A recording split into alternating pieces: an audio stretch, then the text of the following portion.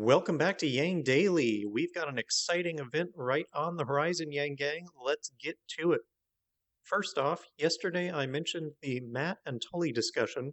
Since then, I had a chance to actually listen to it. Their discussion was generally about how important it is that the Yang Gang put thought into the consequences of our behavior with people, how to convince people by starting with respect for their perspective, how feuds do nothing but hurt the cause, and how we need to bring in as many people as we can to the movement in order to succeed. It's not an exaggeration to say that this issue will make or break our movement for UBI. If we drive people away, we lose. If we welcome everyone in and convince them, we win. This is an extremely valuable discussion, gang. I highly recommend everyone give it a listen. Next up, we have two new hashtags trending today, Monday. The first will be hashtag All Americans to celebrate the launch of Yang's anti-racism campaign. For some god-awful reason, that will be starting at 6 a.m. Pacific, 9 a.m. Eastern. You're on your own for that one, early birds.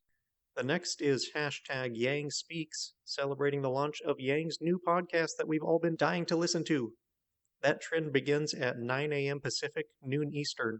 So excited! Biden is finally weighing in on the stimulus bills. In an interview, he expressed that a much larger stimulus than $2 trillion would be necessary, that it should include heavy investments in green energy and infrastructure, and that there must be stricter oversight and provisions placed on the bailouts to corporations. He was very animated and using the word hell like he just learned it and couldn't get enough. His points regarding how strict the 2008 bailout were about regulating and policing the money given to the banks are well taken. The infrastructure spending aligns with everyone else.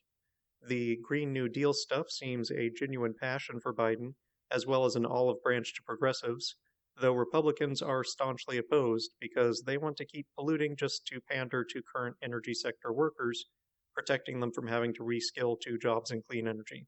Yet another example of having all our income being tied to wages, suppressing technological, economic, and social advancement.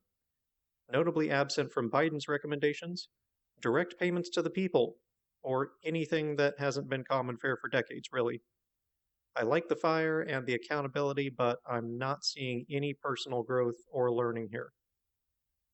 An important message from the WHO and other medical organizations: we still don't know the extent of protection offered by antibodies. We don't know how long they last, nor whether they fully or only partially protect from reinfection. So if you have survived coronavirus, it's best you assume that you are at the same risk as everyone else of catching it, until we know otherwise. Yang had another interview on racism with CNN. I haven't had the time to read that one yet, but it's below if you're interested. I skimmed a bit and didn't see anything unexpected. Mike Breuer was a guest on the recent episode of the Heidi Report, where they discuss his efforts to retire McConnell and restore democracy. Mike's race is at least the second most important in the country, perhaps even more important than the presidency when you consider who has more control over the legislature. Mitch has single-handedly blocked all sorts of bills he disapproves of from ever even being voted on, and he disapproves of pretty much anything Democrats like. If you're not convinced enough to support Mike yet, here's an opportunity to know him better.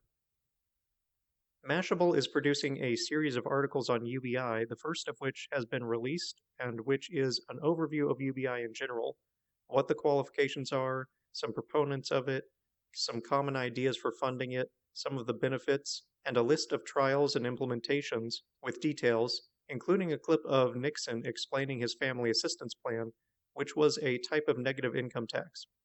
It's a well-written article and may be good to share with people who are new to the idea.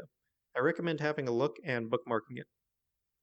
Matt will be hosting a discussion with NFL star and podcast host Marcellus Wiley and our very own Fred the Felon this Friday to discuss football, the YangGang, and more.